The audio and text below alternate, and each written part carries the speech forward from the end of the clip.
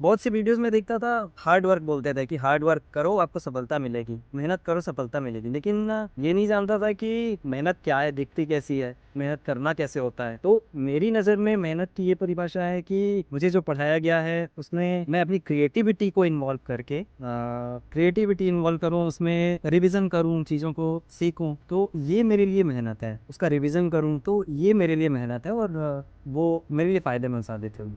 तो सिर्फ मैं एक बात कहूँगा जो मेरे पापा कहते हैं, वो कहते हैं कि टॉप पर हमेशा जगह खाली होती है, ऊपर हमेशा जगह खाली होती है। तो आप अपनी तैयारियों को उस लेवल पे ले जाइए कि आप कंपटीशन में आगे रह सकें। कंपटीशन ही फेस करना है आपको अल्टीमेटली, लेकिन आप किसी व्यक्ति विशेष को टारगेट करके कंपटीशन मत मानिए। आप अपने आप को एक कंप्यूटर मानिए अपना। आप कल यानी बीते हुए कल से अपने आप को अगर बेहतर कर ले रहे हैं तो आप कंपटीशन में जीत रहे हैं, कंपटीशन में आगे पहुंचे। यकीन मानिए कि समय दर समय समय के साथ आप इतनी अच्छी ग्रोथ कर लेंगे अपनी नॉलेज में, आप अपने कॉन्फिडेंस में इतनी अच्छी वृद्धि कर लेंगे। अगर आप रेगुलर रहते हैं, डिसिप्लिन रहते हैं, अपने आप को बेहतर करने में लगे रहते हैं, तो आपको किसी ना किसी एग्जाम में जरूर सफलता मिलेगी। आप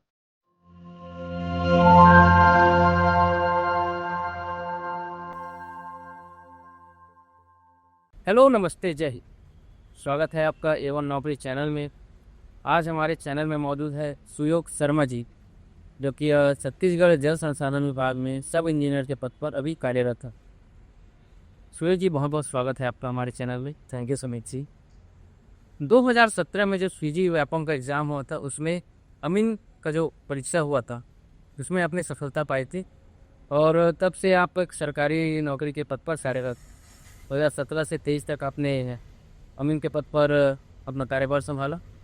फिर विभागीय परीक्षा के बाद आपने सब इंजीनियर के पद पर कार्यभार संभाला।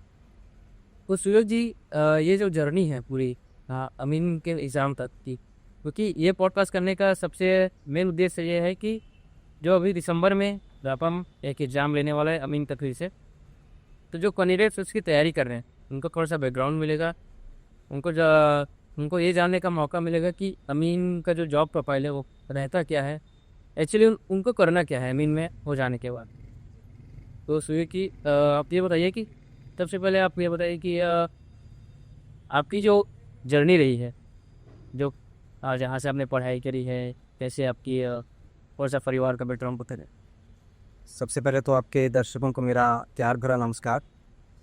आपके चैनल के माध्यम से मैं ना सिर्फ अमीन के एग्ज़ाम के लिए, बल्कि व्यापम या पीएससी के जो भी एग्ज़ाम होते हैं उनमें जिस तरह तैयारियां की जानी चाहिए उनको भी मैं अपने दृष्टिकोण से रखने की कोशिश करूँगा।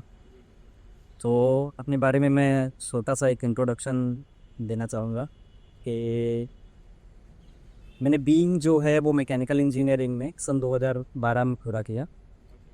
उसके बाद एमटेक जो है वो मैंने 2014 से 2016 की अवधि में एनआईटी भोपाल से कंप्लीट किया, और उसके बाद मैंने तैयारियां शुरू की, और 2017 में जैसा कि आपने बता ही दिया है कि अमीन के पद पर मैं लगा, और 6 वर्ष तक इस पद पर काम करने के बाद मुझे जल संसाधन विभाग की विभागीय परीक्षा में शामिल होने का मौका मिला, और इसके बाद मैं उप अभियंता के पद पर नियुक्त होकर भी इस पद पर सेवानिवृत्त। सुयोग जी, ये जो आपने बताया कि आपने BE करी है, कौन से ब्रांच से आपने करी? मैकेनिकल इंजीनियरिंग से ना। तो मैकेनिकल इंजीनियरिंग से आपने BE करी, फिर अमीन का जो एग्ज़ाम आया 2017 में, उसके बीच में आपने एमटेक भी किया था आज ही। तो ये जो ट्रांजिशन आया कि टेक्निकल बैकग्राउंड से आप सरकारी एग्ज़ाम की ओर बढ़े, ये कैसे आया तुझे उम्मीद? 2012 से 14 का जो एक पीरियड था, ये इसके बारे में मैं शॉर्ट में थोड़ा बताना चाहूँगा। यानी ये इंजीनियरिंग और एमटेक के बीच का एक ऐसा पीरियड था जब मैं डिसाइड नहीं कर पा रहा था मुझे क्या करना है। इस बीच मैंने एक इंजीनियरिंग कॉलेज में पढ़ाया भी है, मैंने गेट की भी प्रिपरेशन की, और यानी 2 साल में कुछ कुछ अलग अलग गतिविधियों में इस तरह से इन्वॉल्व रहा। थोड़ी सी तैयारियां मैंने इस समय भी शुरू की थी जो कॉम्पिटिटिव एग्ज़ाम है, लेकिन वो मैंने घर वालों के कहने पर किया था। ओके। ये इसमें मेरा इंटरेस्ट इसमें शामिल नहीं था, लेकिन घर वालों ने कुछ सोच के ही कहा होगा, तो उनके कहे अनुसार मैंने थोड़ी बहुत तैयारी शुरू की थी। लेकिन इस समय ये जो तैयारियां, जिन तैयारियों की मैं बात कर रहा हूँ, इसमें ऐसा हुआ कि मैं यहाँ एक टाइम ऐसा था जब पानी ठीक नहीं आता था घर पे। कुछ महीने ऐसे निकल गए जिसमें पानी ठीक नहीं आता था, तो 2 कंटेनर लेकर मैं जाता था शाम को, और मुझे एक जगह पे पानी भरना होता था उसमें, फिर मैं लाता था। पीने के पानी की बात कर रहा हूँ। तो वहाँ से लेकर आता था, और साथ ही साथ मैं, मेरा ऐसा प्रयास रहता था कि वो जो कोचिंग जहाँ जाने बोला गया है, निःशुल्क कोचिंग थी, तो वहाँ जाकर मैं क्लासेस वगैरह अटेंड करके आ जाऊँ। तो मैं पानी का कंटेनर रखा रहता था, मेरी गाड़ी में रखे रहते थे वो, और मैं क्लास अटेंड करता था। अपने इंटरेस्ट के अनुसार मैं कुछ एक क्लासेस अटेंड करता था, जैसे भूगोल हो गया या और कोई हो गया। लेकिन जैसे ही फिर एंड की तरफ जाती थी क्लासेस, तो मैं बिल्कुल ऐसी स्थिति में रहता था कि मैं अब नहीं कर सकता अटेंड। तो उस क्लास में 2 दरवाजे होते थे, एक एंट्री का जहाँ से सारे टीचर्स अंदर आते थे, और एक पीछे साइड एक और दरवाज़ा होता था, जहाँ यानी कोई स्टूडेंट देर से आ रहे हैं तो उनके लिए एंट्री हो रही है, ऐसा टाइप की स्थिति थी। तो जैसे ही वो सर इधर से अंदर आ रहे होते थे, मैं पीछे के दरवाजे से बाहर निकल जाता था। यानी ये मेरा डिसइंटरेस्ट दिखाता है कि उस समय मैं पूरी तरह से मानसिक रूप से तैयार नहीं था। हालांकि थोड़ी बहुत मुझको तैयारियों की थोड़ी बहुत जानकारी हो गई थी। तो इस तरह ये वो वाला पेज था जिसमें सिर्फ नाम के लिए मैं थोड़ा बहुत पढ़ता था, लेकिन एक्चुअल मैं अंदर नहीं घुसा था तैयारियों में।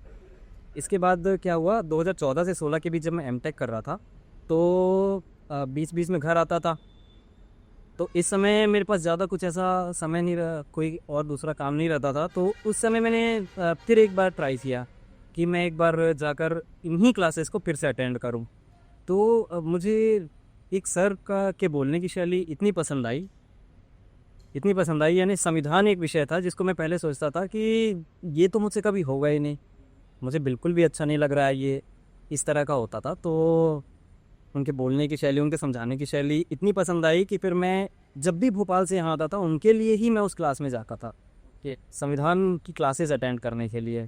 तो यहाँ से मेरा एक डिसाइड हो गया कि यार ये फील्ड तो मेरा बन सकता है, मुझे इंटरेस्ट आ रहा है और मैं अटेंड कर सकता हूँ। तो जब भी मैं वहाँ से फ्री होऊंगा, अपने एमटेक कंप्लीट करूँगा, तो आते ही मैं क्लासेस ज़रूर अटेंड करूँगा। एक ट्राई तो मुझे करना चाहिए। फिर जब वहाँ से कंप्लीट हो गया मेरा एमटेक, यहाँ जब आ गया रायपुर, तो जैसे जून में 2016 में कंप्लीट हुआ था, और उसके बाद सितंबर में मैंने क्लासेस दोबारा ज्वाइन कर ली थी। उसके बाद फिर 4-5, एक मेरा दोस्त है, तो उस दोस्त की कंपनी भी मुझे मिल गई थी इसमें तैयारियों में। हम दोनों ने डिसाइड किया था कि हम साथ में पढ़ाई करेंगे। उसकी कंपनी, हम दोनों ने आपस में बहुत अच्छे से पढ़ाई की थी। और फिर 2017 के जनवरी में अमीन पटवारी नहीं, सॉरी, राजस्व पटवारी का एक पेपर था। तो ये जो पेपर था, कितनी अवधि हुई, सितंबर से जनवरी तक, लगभग 5 महीने की, वो 4-5 महीने। तो मेरी तैयारियां इतनी अच्छी हो गई थी इन महीनों में कि उस एग्ज़ाम में मेरी, वो जिला वाइज होता था, पटवारी अभी भी शायद जिला वाइज ही होता है राजस्व पटवारी की परीक्षा, तो उसमें प्रथम रैंक आई थी मेरी। तो इससे मुझे एक बूस्ट मिला, बिल्कुल मेरा समझ लीजिए वो शुरुआती अटैम्प्ट ही थे, तो मुझे बहुत बूस्ट मिला। मुझे लगा कि मैं कर सकता हूँ इस दिशा में, और अच्छी तैयारी कर सकता हूँ।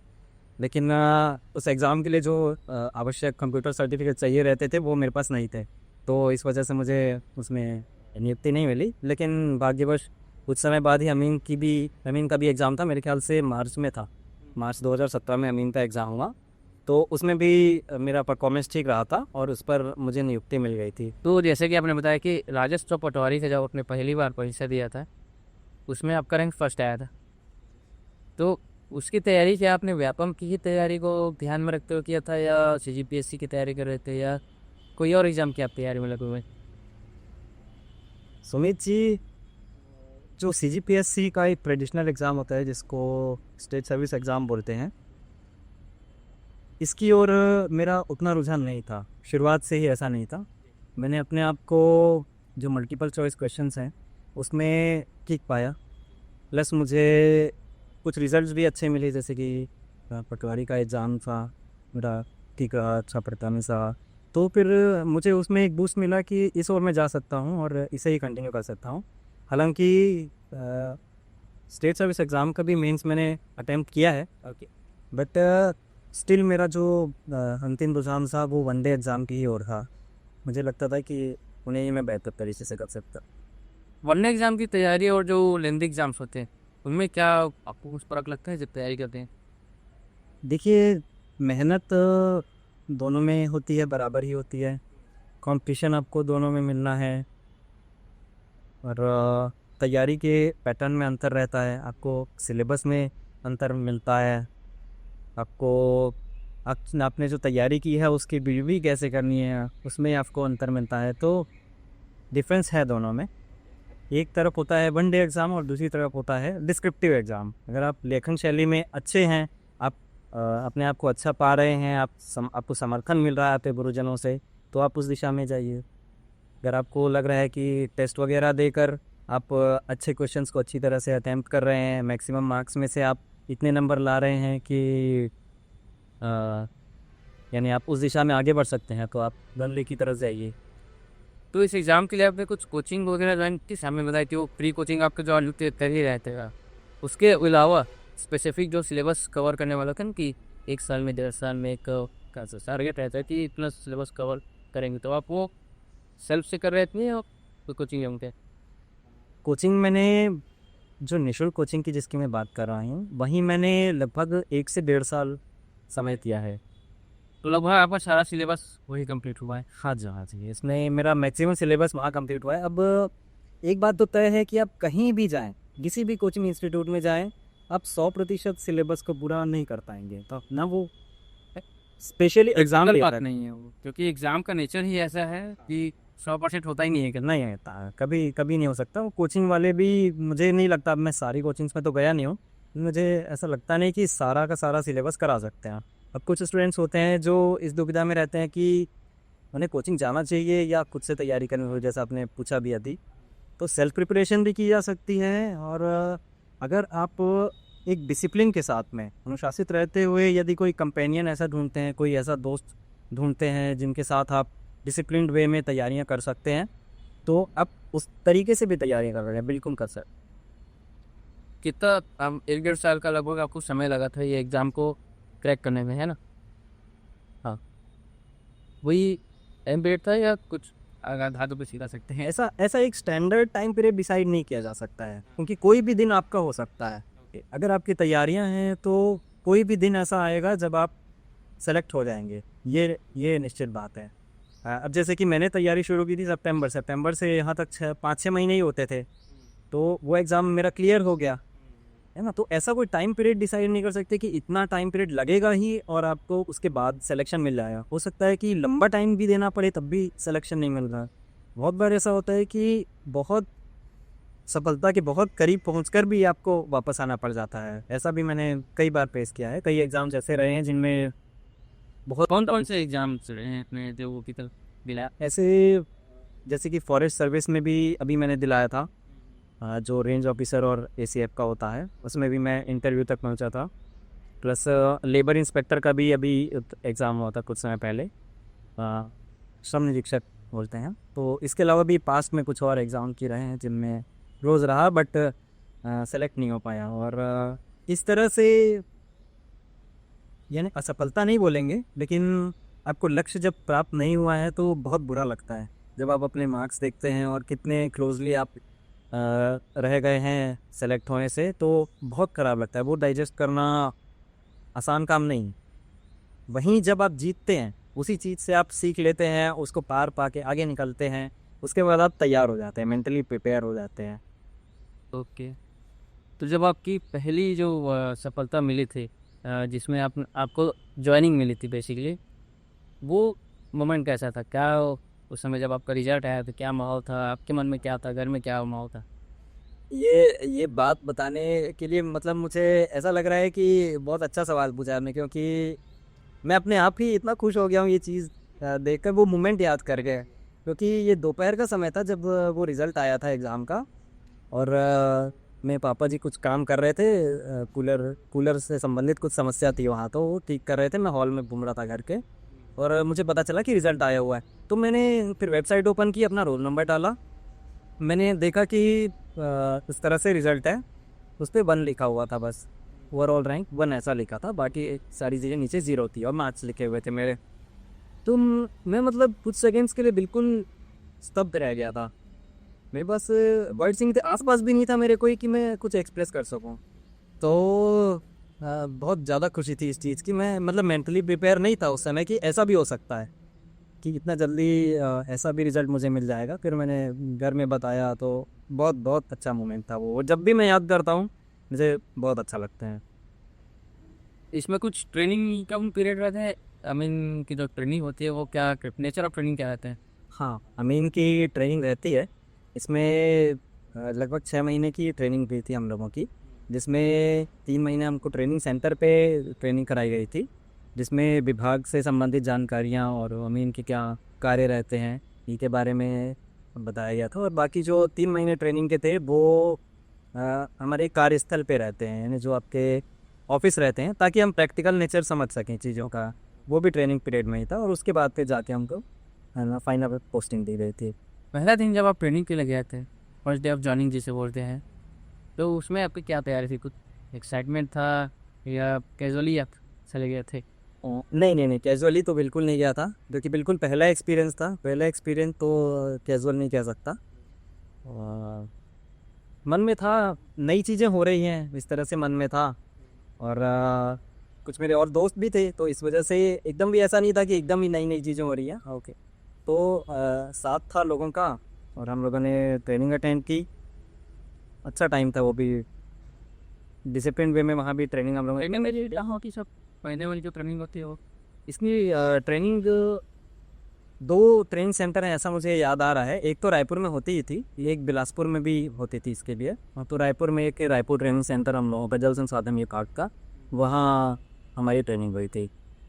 फिर उसके बाद जो ऑफिस में जो फील्ड में जो होते हैं वो? हाँ, इसके बाद हम डायरेक्टली अधिकारियों के नीचे बैठकर हम लोग ट्रेनिंग लेते हैं। तो वहाँ वो सिखाते हैं कि प्रैक्टिकल वे में क्या चीज़ें होती हैं, किस तरह से कागज़ आते हैं, क्या आपको ध्यान देना है, ये सारी चीज़ें फिर बाद में मैंने की।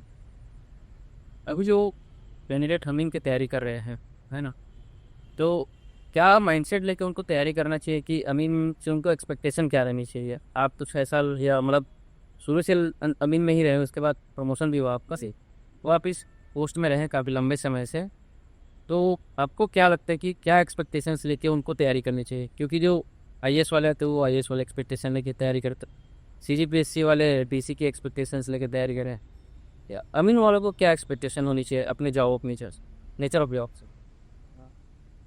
नेचर ऑफ जॉब अगर आप पूछेंगे तो अमीन का जो मुख्य कार्य है वो फील्ड वर्क ही होता है। आपको नियुक्ति के बाद मोस्ट प्रोबेबली धीरे से फील्ड का दायित्व दिया जाएगा। एक तरह से बोलें तो अमीन या अमीन पटवारी भी उसी को कहते हैं। तो ये एक कड़ी का काम करता है, विभाग और किसानों के बीच में है। अमीन एक कड़ी है जो कि विभाग और किसानों को जोड़ती है। तो आपको फील्ड की जब जिम्मेदारी दी जाती है तो उस फील्ड पर रख रखाव के काम होते हैं, जो वाटर बॉडीज़ रहती हैं उनको देखने का काम होता है। वहाँ से संबंधित आपको रिकॉर्ड्स तैयार करने होते हैं, जैसे कि नक्शा तैयार करता है, खसरा है, लेज़र गोशवारा है, किश्तबंदी खतौनी है, इस तरह के रिकॉर्ड्स तैयार करता है अमीन। वाटर रिसोर्स डिपार्टमेंट जो है ये किसानों तक जल पहुंचाता है, तो उसके बदले जो टैक्स कलेक्शन का काम है ये भी अमीन का है। ओके, तो बहुत वास्ट है। इसके लिए सिंचाई अधिनियम भी है, उसमें अमीन के कार्य और विस्तृत दिए हैं। प्लस ये भी है कि ट्रेनिंग में बहुत सारी चीज़ें और अच्छे से बताई जाती हैं। मैंने तो सिर्फ एक ऊपरी ओवरव्यू बताया है कि इस तरह से जॉब नहीं रहता है। ये गाँव-गाँव जाकर किसानों से इंटरेक्शन भी होगा, फ्रांस ज़मीन का निरीक्षण भी होगा इस? हाँ हाँ, जो मैं फील्ड की बात कर रहा हूँ ये फील्ड या साइट्स बोल सकते हैं, तो ये ज़्यादातर गांवों में ही होते हैं। और ये कुछ गांव डिसाइड होते हैं जहां आपको इन सब चीज़ों को देखना होता है, रख रखाव या रिकॉर्ड या टैक्स कलेक्शन वाली जो चीज़ें हैं इनको आपको देखना होता है। इसके अलावा संभागीय कार्यालय के अंतर्गत एक कैनाल डिप्टी कलेक्टर का एक ऑफिस होता है। तो जिस तरह अनुविभागीय अधिकारी का ऑफिस भी सब संभागीय कार्यालय के अंतर्गत होता है, उसी तरह सीडीसी बोलते हैं कैनाल डिप्टी कलेक्टर, या नहर प्रति समाहर्ता भी उसी को बोलते हैं। तो ये एक मुख्य रूप से ऑडिटिंग ऑफिस होता है, यानी जो फील्ड पर अमीन तैयार कर रहे हैं रिकॉर्ड्स, उनकी जांच होगी इस ऑफिस में। यहाँ भी कुछ अमीनों को पोस्टिंग दी जाती है, तो ये उन चीज़ों को जांच करके अपने अधिकारी से फिर साइन करा के ओके करके फिर फील्ड को देते हैं ताकि वो आगे की कार्यवाही कर सके। उसके अलावा विभाग भी समय समय पर कुछ कार्य और देता है अमीनों को, तो वो भी संपादित कर रहे रहते हैं। हाँ। अमीन के बाद जब आपकी विभागीय जो परीक्षा हुई वो अभियंता के लिए, तो वो परीक्षा का मतलब विभाग में ही इसका रहता कि कुछ सालों बाद ही परीक्षा लेगा, या जो आवश्यकता है तो ही परीक्षा लेगा? बेसिकली ये प्रमोशन की ही बात है। बहुत सारे आपके व्यूवर्स ने कमेंट में भी लिखा था कि प्रमोशन का इसमें क्या स्कोप है, तो उनको भी मैं बताना चाहूँगा कि ऑफिशियली आप देखें तो अमीन से एक सिंचाई निरीक्षक का पद होता है, इरिगेशन इंस्पेक्टर बोलते हैं। इस पद पर प्रमोशन होता है अमीन से। तो ये होता है पदों की उपलब्धता पर होता है ये कि कितने पद वैकेंट हैं। और दूसरा जो आप बोल रहे हैं विभागीय परीक्षा, इसके लिए ऐसा रहता है कि ये भी विभाग की जो ज़रूरतें हैं, यदि विभाग को लगता है कि ऐसे अमीन उपलब्ध हैं जो कि सिविल, विद्युत या यांत्रिकी में डिग्री या डिप्लोमाधारी हैं, तो यदि विभाग चाहे तो इनके लिए भी परीक्षा कंडक्ट करा सकता है और नियुक्ति दे सकता है उप अभियंता के पद पर। तो एक तरह से आप देखें तो ये भी प्रमोशनल एक पदोन्नति पर। यानी जो प्रमोशन का जो क्वेश्चन था बाकी लोग के साथ सारा डोमो था, उसका क्लियर आंसर ये है कि जब भाग में आवश्यकता होगी, हाँ, कब वो आपको प्रमोट किया जाएगा और ना उसके हिसाब से कि हाँ, सिंचाई निरीक्षक और यदि उपलब्ध हो तो उप अभियंता, ये दो आप मान के चल सकते हैं प्रमोशन टेस्ट के। तो उप अभियंता अमीन से उसके बाद उप अभियंता होने के बाद उप अभियंता में आपका क्या एक्सपीरियंस है? लगभग 2-3 साल हो ही गए हैं आपको इसमें, इस पद पर। हाँ, अमीन के भी पद पर जब मैं था तो फिर वो भी काम काफ़ी इंटरेस्टिंग था, अच्छा था। मैंने जो पूरा एलेबोरेट किया वो सारी भी चीज़ें थी, प्लस ऑफिस वर्क भी जो था वो भी बहुत अच्छा था अमीन का। और साथ ही साथ मैं तैयारियां भी कर रहा था दूसरे एग्ज़ाम्स की। बहुत लोगों को ये भी डाउट रहता है कि आप नौकरी पर एक बार आ जाते हैं, इसके बाद आपको समय मिलता है या नहीं मिलता है। तो पहले मान लीजिए मैं दिन में 6 से 8 घंटे पढ़ रहा था, और जब जॉब आ गई तो थोड़ा सा वो जो हावर है वो कम हो गया। बहुत ज़्यादा मैं पढ़ूँ ऐसा नहीं था, 6 से 8 घंटे नॉर्मल टाइम में थे, अपार्ट फ्रॉम कोचिंग टाइमिंग। सब इंजीनियर तो इसलिए मैं रिलेट कर पा रहा हूँ क्योंकि मेरा जो एजुकेशनल बैकग्राउंड है वो बी से ही रहा है। बीच ही रहे बिग। हाँ जी, हाँ जी। तो यहाँ भी बहुत अच्छा काम है। ये भी मैं वैसे विद्युत यांत्रिकी में हूँ सब इंजीनियर, यानी इलेक्ट्रिकल एंड मैकेनिकल वाला जो डिपार्टमेंट है इसमें है। तो मुख्य रूप से मेंटेनेंस का काम हम लोगों को देखना आता है, जो डैम्स हैं, कैनाल्स हैं, और बहुत से लाइट मशीनरीज होती हैं, ट्यूबवेल्स होते हैं। तो इलेक्ट्रिकल मैकेनिकल जो भी मशीनरी होती है, इनका देख रेख जो है ये वाला काम हम लोग अभी करते हैं। तो अभी इस पे भी चल रहा है काम और अच्छे से अच्छा लगता है। सुयोग जी, काफ़ी सारे जो नए परीक्षार्थी हैं उनको ये रहता है कि कितने घंटे पढ़ाई करें, क्या रूटीन रहना चाहिए, टाइम टेबल कैसे बने, तो उसके लिए आपका क्या गाइडेंस रहेगा? आपका क्या रूटीन रहा था? मेरा रूटीन, अगर सिर्फ पढ़ाई से संबंधित आप रूटीन पूछेंगे तो जैसा कि मैंने बताया कि स्टडी टाइम मेरा ओवरऑल 6 से 8 घंटे टाइप का रहता था, जिसमें क्लासेस मेरी रहती थी शाम को। क्लास जैसी एंड होती थी तो अपने फ्रेंड के साथ में बैठकर 1 घंटे रिवाइज़ कर लेता था। 1 से 1.5 घंटे देते थे हम लोग, बैठ जाते थे रात को ही और रिवीजन कर सकते थे। अब ज़रूरी नहीं है कि सभी रात को समय सबको मिले बैठने का, तो आप नेक्स्ट डे भी कर सकते हैं। लेकिन अगर आप क्लास के बाद चीज़ों को रिवाइज़ कर लेते हैं इंस्टेंटली, तो वो आपके दिमाग में बहुत अच्छे से बैठ जाते हैं। फिर वो आपके ऊपर है कि उसके बाद आप कितने और रिविजन्स उसके कर सकते हैं। तो ये बहुत अच्छा इफ़ेक्टिव वे है। तो मेरे लिए तो ये बहुत ही कारगर साबित हुआ रिवीजन वाला जो है तरीका। तो रिवाइज़ करता था, और साथ में एमसीक्यू अगर आपको स्ट्रॉन्ग करना है तो उसके लिए आपको टेस्ट देने होंगे। तो वीकली बेसिस पर मैं सब्जेक्ट वाइज या टॉपिक वाइज, या अगर पॉसिबल रहा तो ओवरऑल जो टेस्ट होते हैं जिसमें सारी चीज़ें इंक्लूडेड रहती हैं, हर हफ्ते वो देने का वैसे कोई फ़ायदा नहीं है, लेकिन आप जब भी आपको समय मिले, मौका मिले तो आप वो भी दे सकते हैं। एक कॉन्फिडेंस बिल्डअप करने की। हाँ, हाँ, बिल्कुल, आप टेस्ट सीरीज़ आपको देनी ही चाहिए। अगर आप एमसीक्यू में स्ट्रॉन्ग होते हैं, उसके पीछे भी एक रीज़न है कि आप पढ़ते जा रहे हैं, बहुत अच्छे से पढ़ते जा रहे हैं, लेकिन जब आप परीक्षा में बैठते हैं, तो उस समय आपका माइंडसेट जो होता है, वो आपके चारों ऑप्शन देखे हुए होते हैं। कहीं न कहीं आपने चारों ऑप्शन देखे ही रहते हैं और आपके पास इतनी सारी चीज़ें चल रही होती हैं दिमाग में कि वहाँ आप कभी गलतियाँ करके आ जाते हैं। तो इस वजह से ये ज़रूरी है कि आप अपना माइंडसेट स्ट्रॉन्ग करके जाएँ। तो उसी के लिए टेस्ट वगैरह दें, उससे आपको ज़रूर पढ़ने लगेगा। और कुछ स्पेसिफिक रिसोर्सेज अगर आप बता पाएँ, जैसे कि आजकल तो यूट्यूब भी है, ऑनलाइन पीडीएफ्स भी अवेलेबल हैं, ऑनलाइन बुक्स भी अवेलेबल है, फिजिकल में बहुत सारे बुक्स मार्केट में अवेलेबल है। आप इन संसाधनों का कैसे उपयोग कर लेते हैं? बुक्स के लिए तो ऐसा कोई स्पेसिफिकली मैं कह नहीं सकता, क्योंकि ज़रूरी नहीं है कि मुझे जो पुस्तकें पसंद आएँ वो किसी और अभ्यर्थी को भी अच्छा लगे। मुझसे आप पर्सनली अगर पूछेंगे तो मैं शॉप पर जाता था, देखता था, कुछ एक बुक्स के नाम तो हमेशा आपके माइंड में रहते हैं। कोई भी कैंडिडेट हैं, उनके पास कुछ एक ऑप्शन तो ज़रूर रहते हैं, नाम सुने हुए रहते हैं। आप जाके शॉप पर देखिए, थोड़ा-सा समय दीजिए, देखिए बुक्स को कि कौन-कौन सी बुक्स अवेलेबल हैं। उनमें आप कोई एक टॉपिक उठा लीजिए, वहाँ पे थोड़ा-सा पढ़ के देखिए। मुझे जैसे कि अच्छा लगता था कि फ़ॉन्ट थोड़े से अच्छे लिखे हों। बहुत सारी बुक्स रहती हैं जिनमें बहुत छोटा-छोटा लिखा रहता है, एकदम आपको नज़र गड़ा के पढ़ना होता है, ऐसा मुझको नहीं जमता था। तो मैं देखता था कि थोड़ा-सा स्पेसिंग रहे, टॉपिक वाइज़ दिया हो चीज़ों को, यानी कि आपने जो पुस्तक में लिखा हुआ है, उसका सारा जो एब्स्ट्रैक्ट है वो आपने शुरू में दे दिया हो कि इस तरह से है। तो इस तरह फिर मैं पुस्तकें चयन करता था। और यूट्यूब से भी कुछ हाँ। मदद लेते? हाँ, हाँ। अब तो बहुत सारे संसाधन उपलब्ध हैं, ऑनलाइन भी उपलब्ध हैं, और पहले ऐसा एक माइंडसेट रहता था लोगों का कि एकदम ऑफ़लाइन कोचिंग ही आप जाएँगे तभी अच्छा है। मैं अभी भी वैसे मानता हूँ कि उसका भी एक अपना महत्व है, लेकिन अब संसाधन बढ़ गए हैं, यूट्यूब पर भी आ गए हैं। मैंने खुद अटेंड भी किए हैं कई कुछ जो अच्छे टीचर्स हैं मुझको जो लगे, उनकी क्लासेस मैंने अटेंड भी की है, उसके माध्यम से भी अच्छी तैयारी हो जाती है।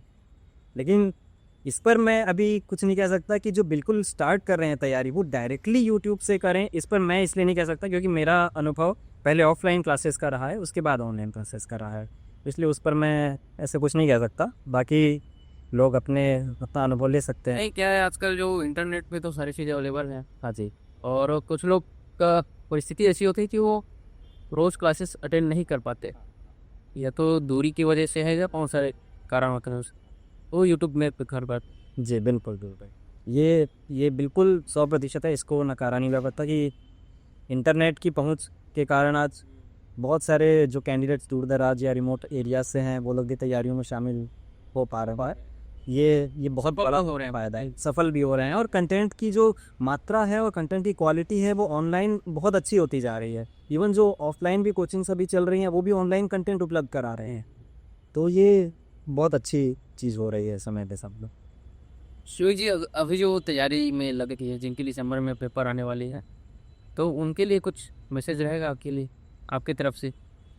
उनके लिए मैसेज में तो सिर्फ मैं एक बात कहूँगा जो मेरे पापा कहते हैं। वो कहते हैं कि टॉप पर हमेशा जगह खाली होती है, ऊपर हमेशा जगह खाली होती है। तो आप अपनी तैयारियों को उस लेवल पे ले जाइए कि आप कंपटीशन में आगे रह सकें। कंपटीशन ही फेस करना है आपको अल्टीमेटली, लेकिन आप किसी व्यक्ति विशेष को टारगेट करके कंपटीशन मत मानिए। आप अपने आप को एक कॉम्पिटिटर मानिए अपना। आप कल यानी बीते हुए कल से अपने आप को अगर बेहतर कर ले रहे हैं तो आप कंपटीशन में जीत रहे हैं और कंपटीशन में आगे बढ़ रहे हैं। और यकीन मानिए कि समय दर समय के साथ आप इतनी अच्छी ग्रोथ कर लेंगे अपनी नॉलेज में, आप अपने कॉन्फिडेंस में इतनी अच्छी वृद्धि कर लेंगे अगर आप रेगुलर रहते हैं, डिसिप्लिन रहते हैं, अपने आप को बेहतर करने में लगे रहते हैं, तो आपको किसी ना किसी एग्ज़ाम में ज़रूर सफलता मिलेगी। आप ज़रूरी नहीं है कि एक में आप मल्टीपल एग्ज़ाम्स क्लियर कर सकेंगे, ऐसी ऐसी स्थिति है। पहले मैं सोचता था कि बहुत सी वीडियोस में देखता था, हार्ड वर्क बोलते थे कि हार्ड वर्क करो आपको सफलता मिलेगी, मेहनत करो सफलता मिलेगी, लेकिन ये नहीं जानता था कि मेहनत क्या है, दिखती कैसी है, मेहनत करना कैसे होता है। तो मेरी नज़र में मेहनत की ये परिभाषा है कि मुझे जो पढ़ाया गया है उसमें मैं अपनी क्रिएटिविटी को इन्वॉल्व करके क्रिएटिविटी इन्वॉल्व करूँ, उसमें रिवीजन करूँ, चीज़ों को सीखूँ, तो ये मेरे लिए मेहनत है। उसका रिवीजन करूँ तो ये मेरे लिए मेहनत है, और वो मेरे लिए फ़ायदेमंद साबित हुई।